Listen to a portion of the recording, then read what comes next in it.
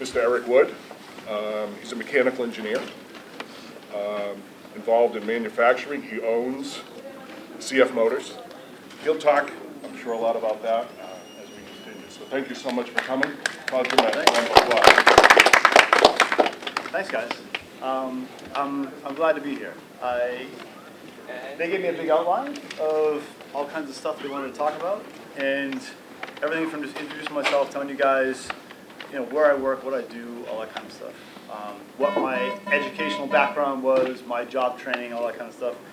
Why did I choose what I did? We have all seniors in the A wing, C wing, and S wing. Please attend the college fair once again in the wooden gym. So once again, seniors located in the A wing, C wing, or S wing may attend the college fair in the wooden gym at this time. Very good. And then any advice that I would have for you guys, classes to take, anything I would have done differently, suggestions for internships or that kind of stuff. So just a brief background, right? I don't really even have a job description. I'm more of an entrepreneur than anything else. I own 3 different businesses, have done this for a long time. I based almost everything I did around my passion, which happens to be this thing behind me here. And the STEM part of this stuff, right? Science, technology, engineering, mathematics. It's part of one of the 3 legs of a 3-legged stool that I kind of use as a foundation to build my whole career. And so I just want to talk to you guys about that a little bit. What are the different things that I do? So I, first and foremost, for 15 years was a professional motorcycle racer. I traveled around the country and contested national championships and that kind of stuff. I also built 2 major businesses around that, where I got a degree in mechanical engineering, and then I built a business around building all kinds of parts and accessories to make that passion something that I could turn into a business. I built parts to make bikes faster, to help people enjoy the sport that I loved more, and then I founded a school, which is currently the nation's oldest motorcycle racing school, where I teach all kinds of people how to race motorcycles and do that kind of stuff. And I've since founded a kind of a mentor program for kids where I take anywhere from 12 to 16-year-olds and put them through a whole training program and teach them how to be national caliber racers. And we've got a couple of already national champions and literally 6 or 7 New England expert level champions, kids that are 15, 16 years old already. And so it's been a lot of fun. So how many of you guys right now have any idea what you want to do for a career? Solid ideas. Fair. What do you got? Oh, I was Or waving to your friend. Yeah. Cool. Anybody? A businesswoman? Businesswoman. Perfect. Very broad. We can do almost anything with that. Anyone else? Nope. You know what an interesting stat is that 65% of you are going to end up spending the majority of your careers in something that you didn't even know exists right now. Half that technology isn't even currently on the market, and most of you guys will end up doing things in jobs that you don't even know exist, that are way beyond the job fairs and the things that are out there. It's super interesting. And the STEM fields are kind of the keystone of that whole thing. I mean, they're so broad, right? People think, they picture that science, technology, engineering, mathematics to be like someone sitting behind a desk doing research with a lab on and, pouring stuff in beakers and that kind of thing. And it couldn't be farther from the truth. It's anything that pushes technology or life forward. You know what I mean? I was super into physics and that kind of stuff because in this sport, there's so many mechanical things that are going on. My passion for this came from watching people do stuff like this. Where you've got someone, this is kind of a slow motion deal, but this guy's doing this corner, sliding both wheels into this corner at about, that sideways drift you see right there is happening at about 95 miles an hour. And there's a lot that goes into that. And you can see, and so what STEM does is it allowed me, the physics background, to have an understanding of what's really going on. To say, hey, listen, and it doesn't matter if you're looking at something like motorcycle racing or any sport, baseball, basketball. Who plays a sport here at the school, right? Yeah, most of you guys, right? And that, so much of sports and being able to understand sports and to excel comes from basic understanding of physics and how things work. And, you know, one of the things that I did with my career was to take things from a physics standpoint and translate them into ways that people could really understand. You know what I mean? So that was a lot of fun. My path to this, right, obviously came from this passion. And so if you guys are looking for what to do with your careers, right, what are your concerns? What are the things that you're worried about? Like what might be things that would make a career choice good or bad for you going down the road? What do you got? I see you smiling. You're thinking you're a smart guy.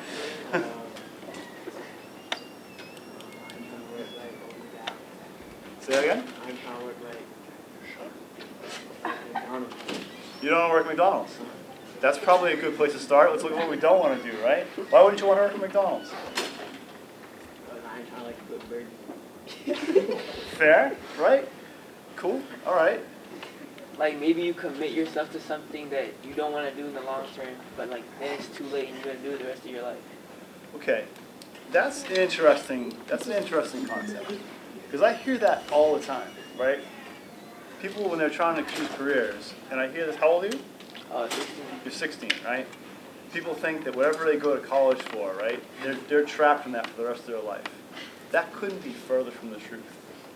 You know what I mean? Like, one of the things that I think is important for you guys is to look at what you have going on and find something where it plays to your interest or your strengths. You know what I mean? And just follow the path. Have, like, everyone, I'm sure, like, I know no one raised their hand because no one likes to talk about this stuff, but all of you guys have some idea of things that you're good at, of things you enjoy, of things you're into. And so one of the things to do is just to, like, dive down that general path, okay? Put yourself in a situation where you're surrounding yourself with people and contacts and information that are in that general area, and then leave yourself wide open to change.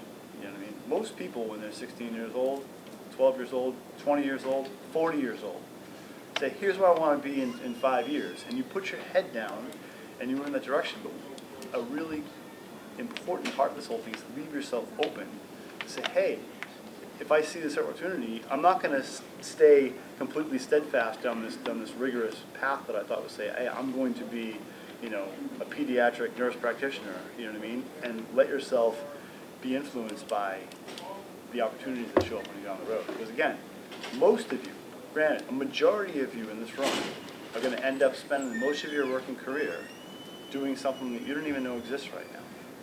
And so why is science and technology, engineering, mathematics so cool? Is because that's what pushes the boundaries of where we are right now. Like, technology literally takes everything one step forward. It's like the search for truth. Mathematics is probably the one area of the world where there's no opinions. It doesn't matter. Okay? Mathematics is facts. 2 plus 2 is 4. Period. Okay? And it goes all the way to calculus and linear algebra and all those things beyond that. I took 5 classes in engineering, passed calculus 3. Okay? And yeah, lots of fun, right? But it was super interesting because that laid me the foundation. And one of the biggest things about following a career in this kind of field is that it allows you to have a foundation of knowledge. When someone can present you with something and say, hey, this is my opinion, right? And then you can sit back and say, well, you know, because I've had this education of how things work, science, technology, engineering, physics, chemistry, that kind of thing, you can actually critically evaluate that thing and say, is that right? Is that how the world actually works? Is that how physics actually works? Is that how things happen? And you can make a lot more intelligent decisions going forward. And then you can also take, and technology works 2 ways, right? There's taking the boundaries of what you have, of what we know about right now and pushing it further, right? Discovering new things, or it's taking other existing new technology and applying it to a field that kind of works for you, right? So you can take all these things and apply it to your interest. And whether or not, again, I did mine in motorcycles, whether it's basketball or juggling or whatever you want, there's a fantastic opportunity to grow. So what did I do, right? Well, I took my racing passion and said, okay, great, I want to go into a manufacturing business. So what did I wanted to build cool stuff, you know what I mean? And so my mechanical engineering background gave me the ability to say, hey, I can look at things and look at needs in my particular area of expertise or interest and say, hey, what does the world need? How can we make this better? And I had a really cool opportunity to make people in my world be able to do things better and be able to improve on what's going on, right? So and you create products along the way that really help do this. So, you know, what types of things have I done? I mean, I built literally almost everything. It started with things as basic as like understanding foot pegs and handlebars and that kind of stuff, which, does that sound interesting? I don't know. You know, I want to take something like that and build products for people that build my sport. My passion is to build my sport. Think about things that are important to you. You know what I mean? And what you can do to make the experience better for your sport, right? So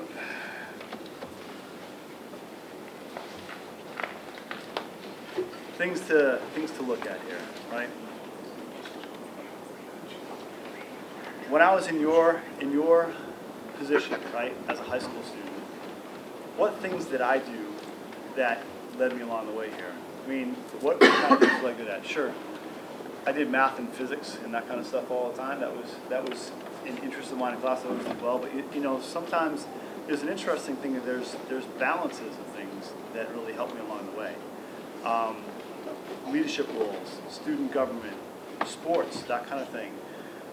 Really help people skills, that kind of thing. One of the most interesting classes I had was literally an AP US history class. Did I do anything with history? No. But I learned some people skills and learned some verbal skills back and forth, talking to a teacher who had completely different views all the time.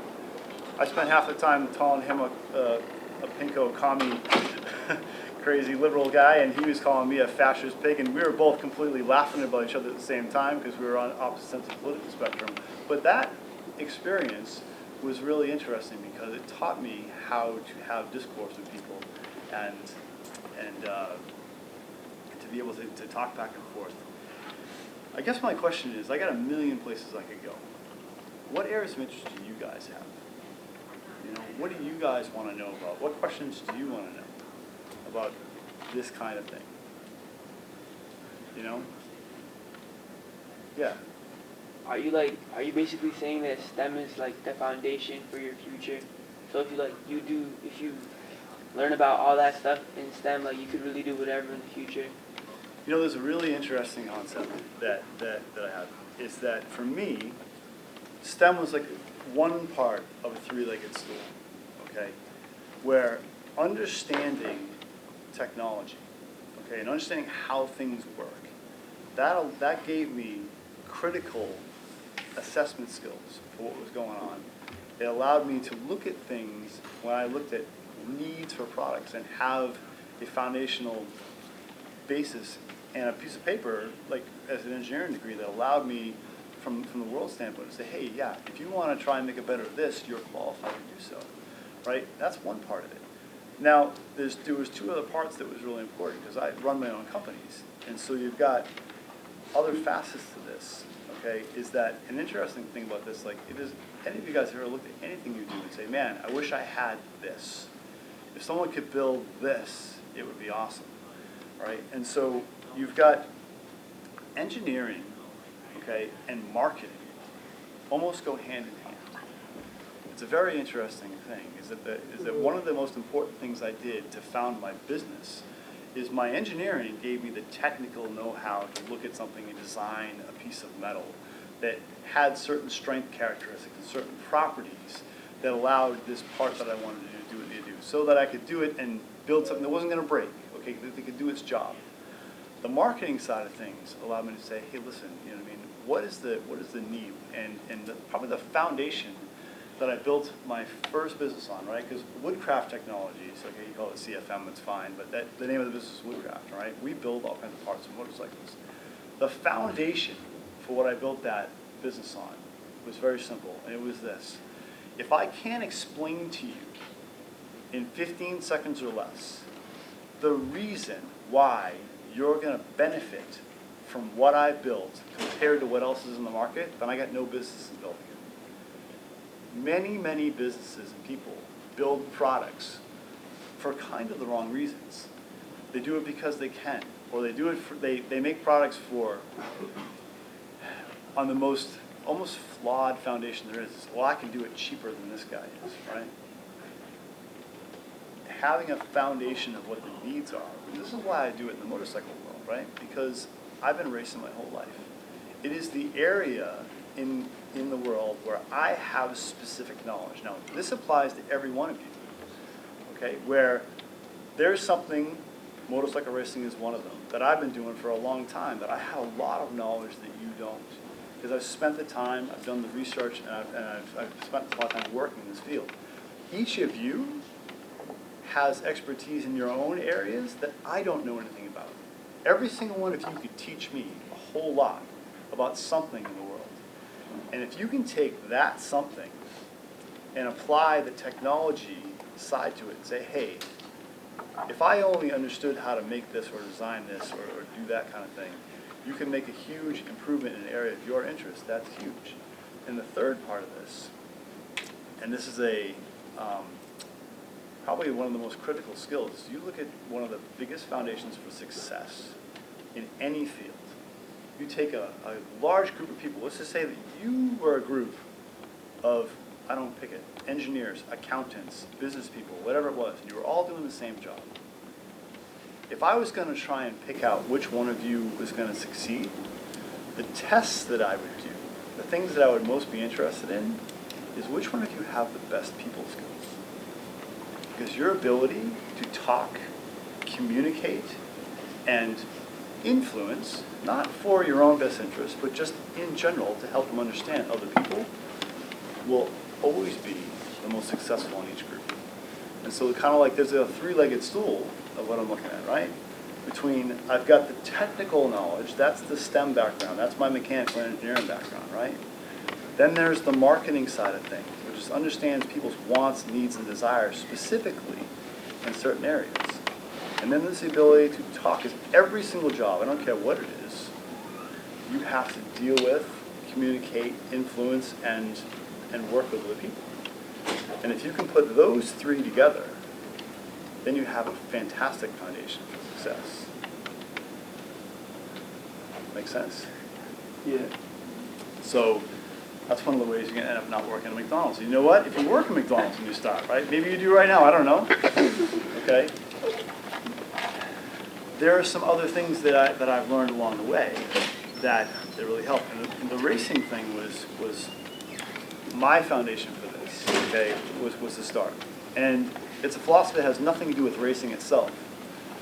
But if you want to excel at something, right, let's just say you wanted to be good at something. What do you want to do? You have any idea? What are your interests?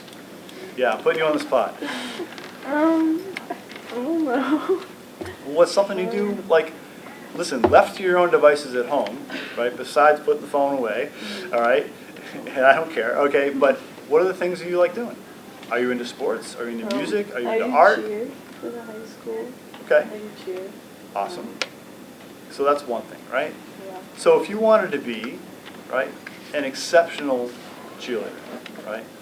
Yeah. You don't want to suck at it, do you? Okay, I wouldn't think so, right? Or what else? What about you? What are you into? Traveling? Okay, it's interesting, right? Traveling's a really cool thing. If you wanted to have the opportunity, okay, let's say you want to have the opportunity to be a fantastic world traveler, to see places You know, if you wanted to be a top 1% traveler, what would that mean to you?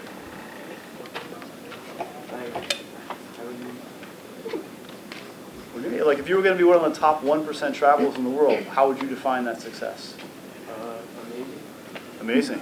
Is that how we define it? That's an ad. I mean, what would you have done? What would you have accomplished? What are the things you would have checked off on that list that would have made you successful? Like talk to like different people and stuff. Yeah. I mean, listen, a lot of people end up there down the road. You end up with bucket lists of places you want to see and things you want to do, right? And so, with any of these things, cheer, travel, what else? What about you? Like real estate. Real estate. Awesome. Okay. I've done a bunch of work with that. You know what I mean? Like, as an entrepreneur, it's interesting. I have these 3 businesses that I've done. I've sampled everything. One of my biggest real estate projects is I took a 100-acre property that had a whole bunch of problems in it, and I worked out all of the permitting problems. There was access issues, there was liens against it, there was all kinds of stuff. Divided into a bunch of parcels, got all that done, created a 13-lot subdivision, and built a whole bunch of houses in an area from my firm. And it was a really, really fascinating project. Most of that project, as an aside, that wasn't STEM per se, but that had a huge amount of dealing with people and personalities. There were people who, I know it sounds crazy, we're getting into the weeds here, all right? But this is important stuff. There was a lady, let's say that the property was the shape of this screen right here, right? This is nuts. My friend owned this piece of property. There was a sliver of land like this through the middle of it. It was that size, okay? That blocked the access to be able to build the entire subdivision. And this lady was so worried about getting ripped off by all these people that were trying to do development that she refused to talk to anybody. So it was the people skills that we had to learn to be able to sit down and talk with her and get her to understand. And there is a science to people skills. What science is that? Psychology. Okay. And so does that come around back into this? Yeah, there is. There's a science, there's a study of that stuff. And being able to understand how to break down barriers for people and go from there. So there are people that do literally this kind of work to an extreme. The thing's far more important than convincing a lady that it's okay to sell us this little piece of land so we can finish a property development, right? There are people that have all kinds of psychological barriers that go through problems in life, and the therapists do a good job, can make a profound impact on these people's lives, right? So that's where the STEM, the science part of this stuff, comes into something as simple as real estate, right? Does that make sense? So what's the point I'm getting to here? Is it doesn't matter if it's real estate, cheer, any sport, pick it, okay, traveling. How would you try to achieve a high level of success in any of those fields? What would be your methodology? What's the starting point? Go ahead. Communication. Communication, sure. With who? Like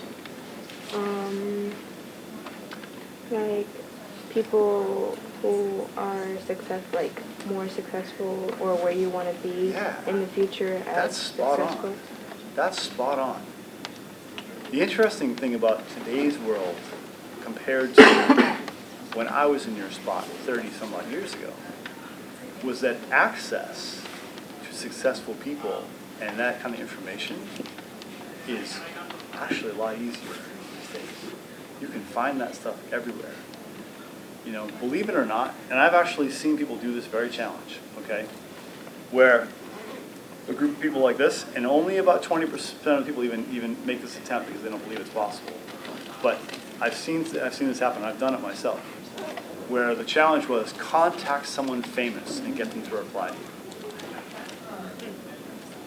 I remember that. Yeah, right? I've been part of those, okay? I had a 45-minute conversation with Michael Jordan as a result of one of those things. Super interesting individual. I actually got to meet with him and sat down and talked with him for about an hour. Yeah. How did you manage to make that happen? So, in that particular case, right, I use some of my connections, all right? In that, in my world, Michael Jordan actually also happens to have an interest in motorcycles. And so I talked to a friend of mine who rode for one of the race teams he was working for, and found out a way to contact him via email, and kind of, and so what you do with a lot of these things, let's say you pick anybody. I don't care if you want to talk to Bill Gates, you want to talk to Michael Jordan, you want to talk to the President of the United States, you know, pick a famous person in your field, right? A lot of times more successful is like, hey, the best real estate, you know, entrepreneur in the country, right? Or whatever the best, you know, the coach for the #1 cheer team, you know, in college, right? I mean, I don't mean to pick on like that's the most important thing in life. We just use that, okay? I don't know, Roy Kroc from McDonald's, he's dead, so we can't talk to him, all right? But there's methodologies to go out and talk to these people, right? And one of the most important things that I've done in my career to help myself along the way was to have mentors along the way. And these people, you'd be surprised how sometimes accessible and willing, especially when you're young, you can leverage your age, because old guys like me can be suckers for young people that are hungry and want to get advice, right? So they're willing to share what's going on. So what do? I've seen this happen where most people these days, they have like blogs or, you know, like their own social media pages that are beyond their own company, right? You can sort of find these people on LinkedIn. In fact, I did this just the other day. Michael Jordan is perhaps not the best example, because I use my personal connections to talk to him, and then I found out something he was interested in, which is he wanted to be a better rider, and I kind of reached out to him and kind of said, hey, have you ever thought about this or thought about that? And we had a conversation about riding and a million other things, and ended up talking about everything else, and it was funny. I'm sitting under a tent talking to Michael Jordan for an hour, and next to me is two other big dudes I didn't know they were. And these are older guys who may not know them, but Richard Dent, who's sitting right here, he was an all-star defensive end for the Chicago Bears, who was hanging out with Jordan. And then Charles Oakley was on the other side of me, who was another NBA all-star. You know, and these guys, I didn't even recognize their faces when I was talking to Jordan. We were just having a banter conversation with all these guys, because I was providing my expertise to kind of serve them. Another interesting thing that I did the other day is, not that it's very important, okay, but there's a guy that ran a company that I was interested in investing in, right? I do a lot of investments and that kind of stuff. This guy's literally a multi-billionaire, okay? It doesn't matter who he was, there's millions of them in the world, or probably thousands, probably. But I literally went out, and my methodology was this. I found out where he had done some recent speaking in a conference, right? And I watched it, and I listened to his content, and I found it interesting. And so I sent him a message on LinkedIn. I said, hey, I listened to your conference about XYZ the other day, and I found your point about this very interesting. I have a question for you about this company that you're running, and would like to have, you know, and phrased it what was going on, right? I said, hey, would you be willing to reach out to me? And just for a minute. So it was like really quick and to the point. I showed him essentially that I'd done some research, done some work, and talked and figured out, you know, some things about him. So he knew that I had done a little R&D, that I was for real. I asked him a specific question that was short and to the point, and I said, hey, here's my contact information, right? Surprisingly, I got the email back that says, hey, here's my cell phone, give me a call. Sorry for the interruption, but at this time, can we have seniors in the B, D, and E wings, if they would like to attend the college fair, please report to the Wooden Gym. Once again, that's all seniors in the B, D, and E wings. So anyway, if they in would like the to end, attend the college fair, you know, please now report to I the have Wooden this Gym resource, and I don't use it, Thank okay? you. But I've got the cell phone of a billionaire, whatever. Okay, it's kind of cool to have access to that, and I've learned a whole bunch about companies and investing and the kind of things to do, and had some pretty interesting opportunities as a result. So I've made this a point of my career, and where I'm getting to, and the point that you made, which is fantastic, is if you want to excel at anything, then the first thing I try and do is find the very best people that I possibly can in my area of expertise, and learn as much as I can, put myself in their circles, if that makes sense, and help them help myself have access to them so I can ask them questions and get mentored along the way. And if you ask short, important, to the point questions, you'd be amazed how somebody can give you legs up and even open doors for you to go do certain things. You know what I mean? If you use their time wisely and ask intelligent questions. So it's kind of a cool skill, yes. I have one more question. How did you do in high school? Like, were you a successful student? I was. Yeah, I graduated second in my class. Part of that was my competitive nature. I was like, and that's just me. That's not a right or wrong thing, because I know some really successful people that weren't necessarily the most successful in high school. They needed a different atmosphere to make it work. I think that the interesting thing about why academics is important, from my standpoint, I told my own kids this a whole bunch, is that you want to do, that's fantastic, I just exploded. You want to do everything you can to give yourself as many opportunities as possible, okay? And what is one of the biggest limitations for a lot of people when it comes to, yeah, go ahead. Lack of education or like diploma. Sometimes, all right? Like maybe let's go to college the next step, right? I mean, what's your average 4-year university cost? Any idea? Yeah, it's stupid, okay? It's ridiculous. And trust me when I tell you, and I don't mean to disparage anybody, but your $200,000 degree from Amherst in Middle Eastern history isn't going to make you any more qualified to work at Enterprise Rent-A-Car than it did before you went to school, okay? One of the reasons why the STEM careers are so important is because they are needed. They are viable. You can make a living with these things. You know, other careers that are similar, things like nursing, where you can come out with a 4-year degree and immediately get a job that's in demand and make pretty good money. And so, is that important? Is it all about money? No, it's not.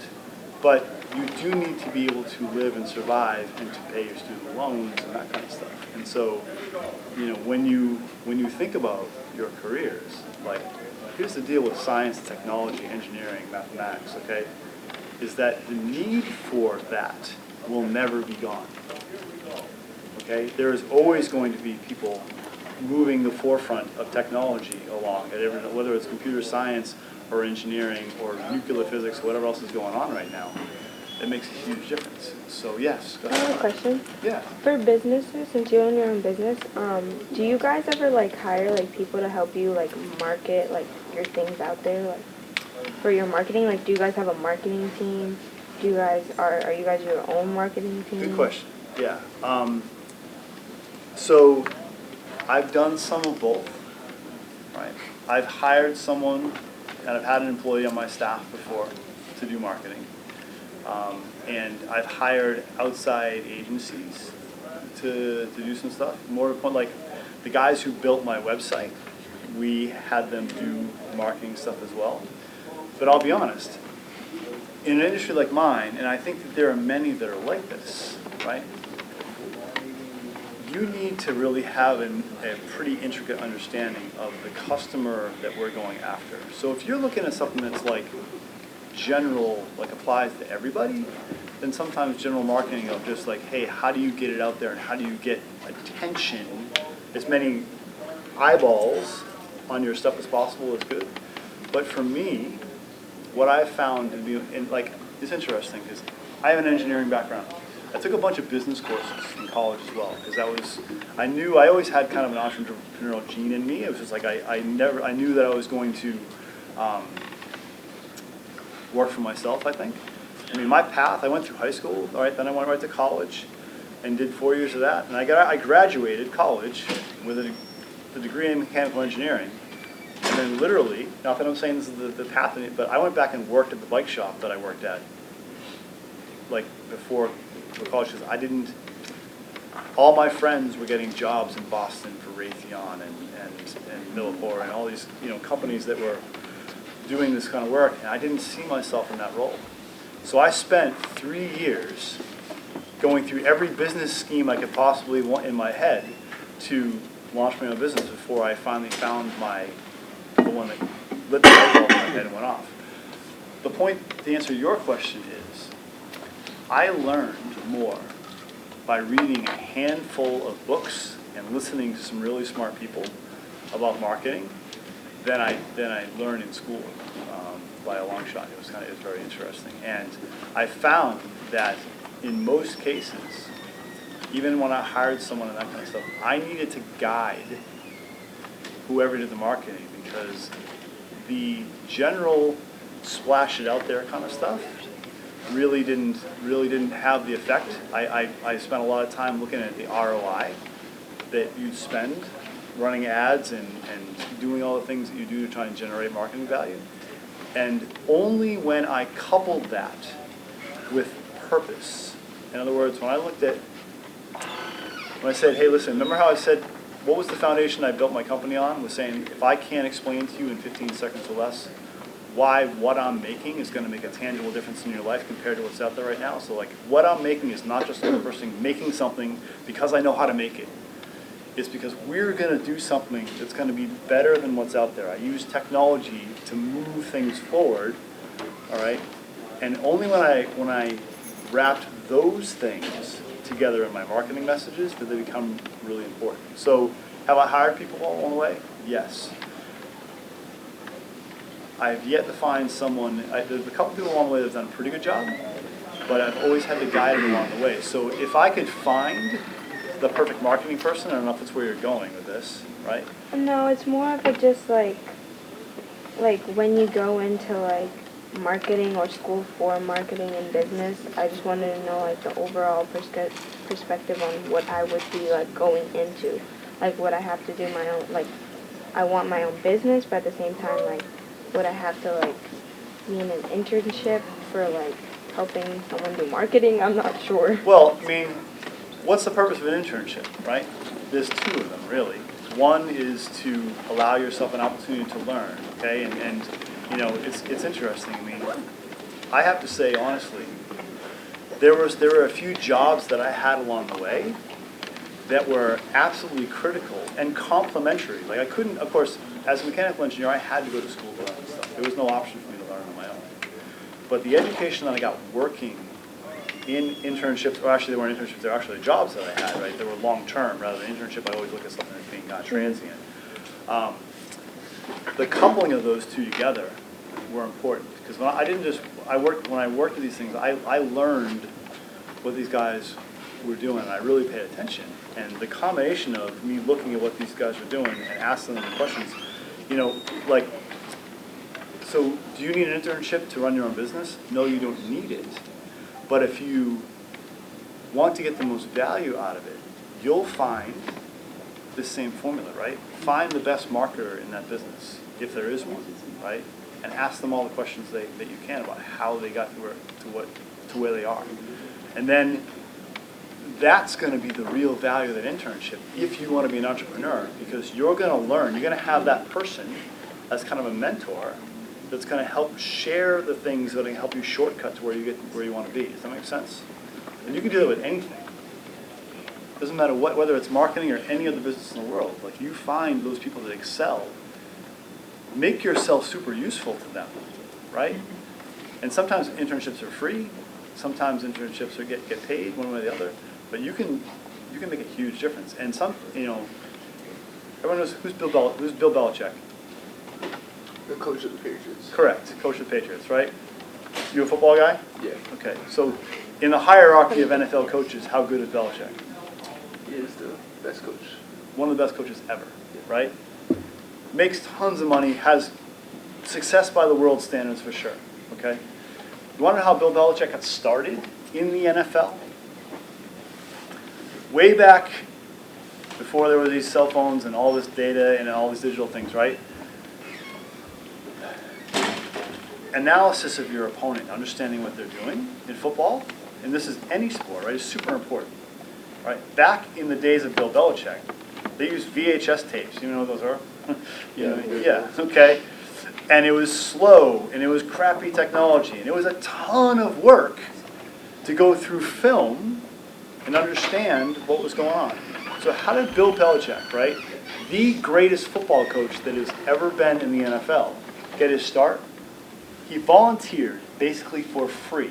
Now, he was like a decent football player and stayed done some coaching at a low level, but now we're talking about NFL. It's a whole different world, all right? He spent the summer for free going through film of opposing defenses, okay? Hours and hours and hours and hours, and he killed it. He put in his work, okay? And he did such a good job of it that at the end of his first summer, when he worked for free, now like, man, the work that this guy provided was so valuable to me. We don't want to let this guy go. Let's make him an assistant defensive coach, and so on and so on and so forth. And 5 years later, he's the head coach of a franchise. And 30 years later, he's going to be a Hall of Famer and going to be the best guy in history. Only got his start because he was willing to work hard and do the work in the beginning for almost nothing. Get the foot in the door. And here's the key. Surround himself with people of influence in the area where he has interest. Learn from everyone he possibly could, and use that for his stepping stool up in the world. So, very important lesson there. Okay. So, other sides of some of the things that I've done, right, is my other business is the Penguin Racing School. What do I do there? I am in charge of developing all the curriculum for the students and doing days. I get hired by several companies. I've been hired by Kawasaki, I've been hired by Ducati, and these probably don't mean anything to you guys, but it's the same thing in the car world if it was Ford or Chevrolet. To run days for their high-flying customers and go put together curriculum and do that kind of stuff. It's been a lot of fun. How did my engineering background help me do that? Well, because there are lots of racers that are really good, that run schools and teach people how to do things. Just like there are lots of football players that run football camps, and there are lots of baseball players that run baseball camps, and cheerleaders that run cheering camps, and everything else in between. So, in a world of massive competition, okay, how do you separate yourself? Well, I took my skill that I had racing from being a 15-year pro and all kinds of stuff, right, where I learned a lot of the skills hands-on. But then I had a fundamental understanding because of my engineering background. I knew how tire traction really worked, and I knew how suspension really affected the motorcycle. And I could take those complex things. I mean, like I said, it's not that bad. But you take an average person, and this is not to be critical at all, because this is not their expertise, and show them things like this. You know what I mean? Like free body diagrams of motorcycles and how they all work. And most people get glassy-eyed and look at that stuff and like lose interest 10 seconds into the conversation. And so, you know, you have all these kind of things where this is engineering applied to motorcycle racing. So how did I make this work for myself is that I learned to take this and translate it into very easy to digest terms in ways so that, because when you're going to explain to someone what to do, you know, I can tell you what to do and most people can follow instructions and do it. But when you teach them why to do it in ways they can understand, and that's what the engineering really allowed me to do, is I could really explain the why in simple terms. We developed a style of teaching and reputation that really helped us build clientele, and we had a bunch of successful people who do it. Does that make sense? You know, like how many of you guys have ever ridden motorcycles? Wait. Okay, a few, right? How many have ridden bicycles? Everybody, right? Bicycles and motorcycles are basically the same thing, okay? And so I'll just give you a really short example of how this can work, all right? Is that the ability to go fast in anything is the ability to maximize traction. That's what it's all about, okay? That's not a hard concept to understand. And so this is me taking engineering and turning it into practical terms that anyone can understand. Now, if you're in a motorcycle, great. Bicycle is the same thing. This is your contact patch of your tire, okay? There are 3 basic directions of forces for this, okay? And whether or not you have a deep understanding or not, this is all going to make practical sense. right? You have braking and acceleration forces, which is, you stop, tire skids if you squeeze the brake too hard, right? You lose grip. Or if you're on a motorcycle or a car, right? Mash the gas too hard, tire spins, goes that way, okay? Then you have cornering force, okay? As you're going around a corner, the faster you go, right? What happens if you're in a car, right? And you take a hard left-hand corner, like really, really hard left-hand corner. What happens to your body? Which way does it get thrown? It gets thrown to the right, right? You feel that force to the outside, okay? Well, that force that throws your body to the outside is also a force on the tire. It's pushing in that same exact direction, okay? And that's the one you want to maximize. Now, what's the third thing we do with motorcycles and bicycles to steer them? Right? We turn the wheels back and forth, right? That produces a load in this direction, okay? So, just practically speaking, right? If my goal is to go as fast as I can through the middle of a corner, which one of these three forces do I want to maximize?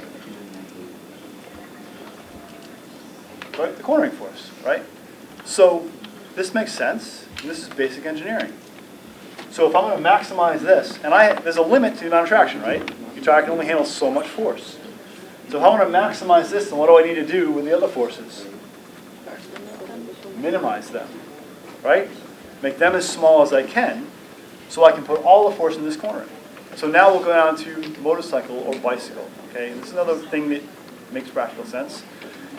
Every two-wheeled object has to lean to turn, correct? Okay? And there's physics behind that. I could explain it if you want. Pretty simple, actually. So these are things that I have in my class, right? This is getting crazy, okay? But essentially, gravity always acts down, and that centrifugal force that we were just talking about with your car throws you this direction. The lean angle is when these two balance each other, okay? I can get a lot more detail, but I'm not. Yeah, gotcha, okay? So the point is this.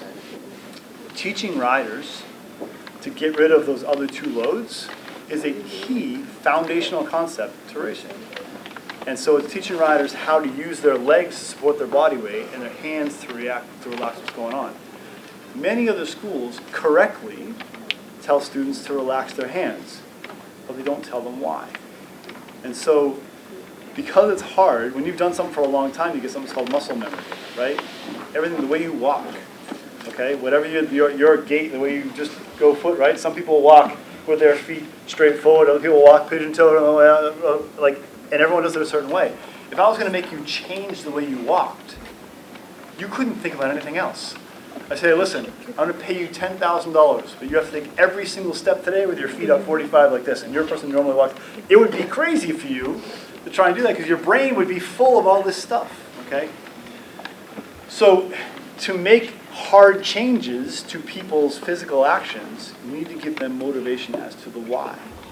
So when we tell them how to do this and what the motivation is, you know what I mean, and give them strategies to do it, they have much higher success rates than I just tell you to do it because, you know, I've done it for a long way, and trust me, it works.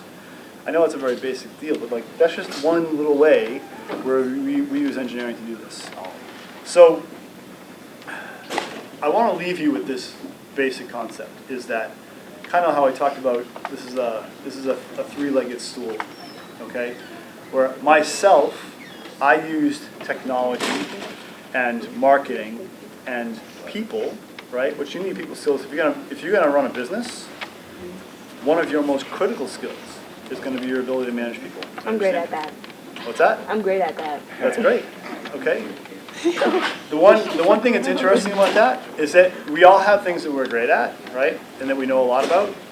There's one of the most fascinating things about life is that when you get done with college, if you go to college, or you get done with high school, when you're done with high school, people think their education stops. And the interesting thing, when I got done with my degree of engineering, right? I literally had this sensation. I got my diploma, I got home and I went, that's it, huh? I'm ready? I don't feel like I know enough.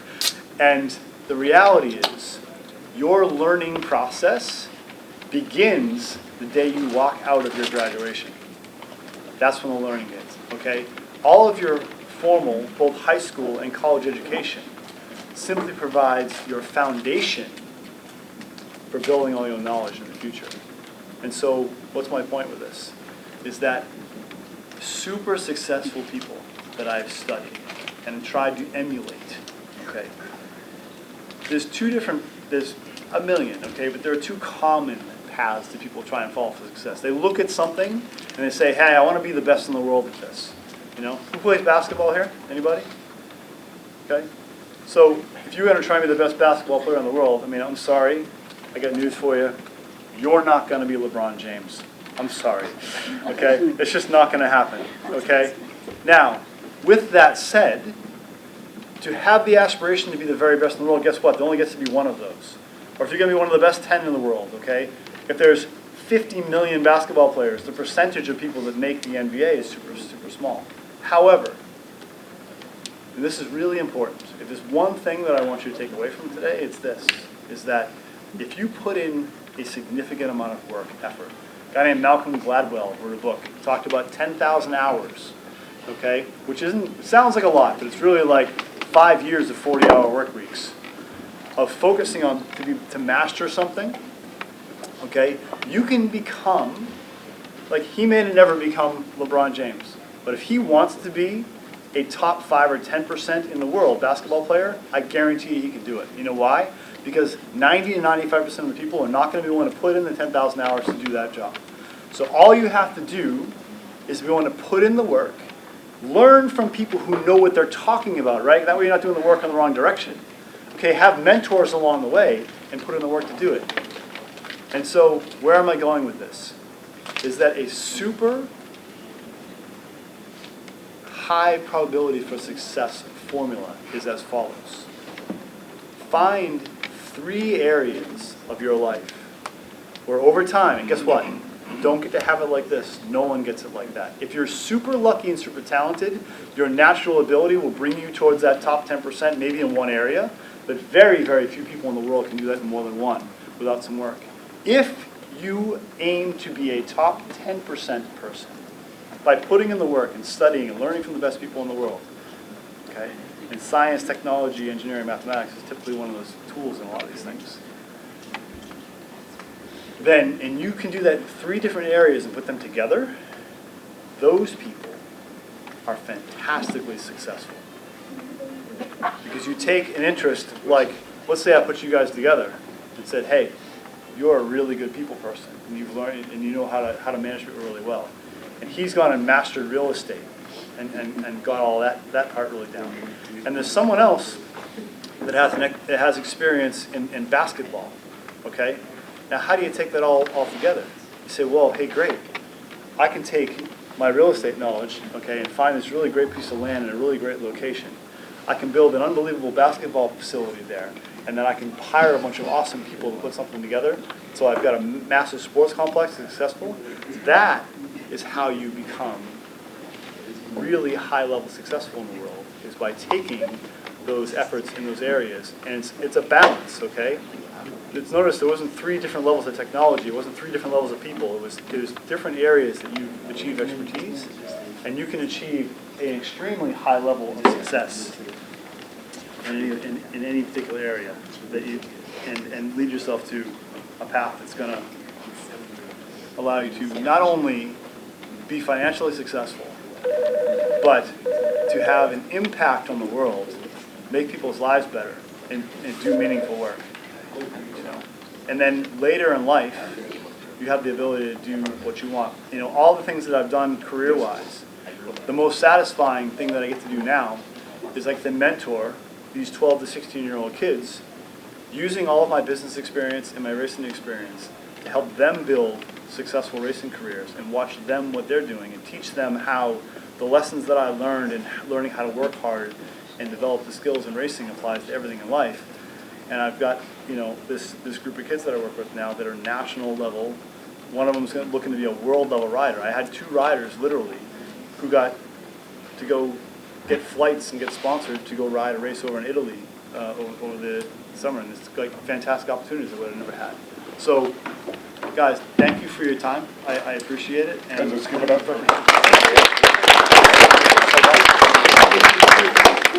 John Cruz.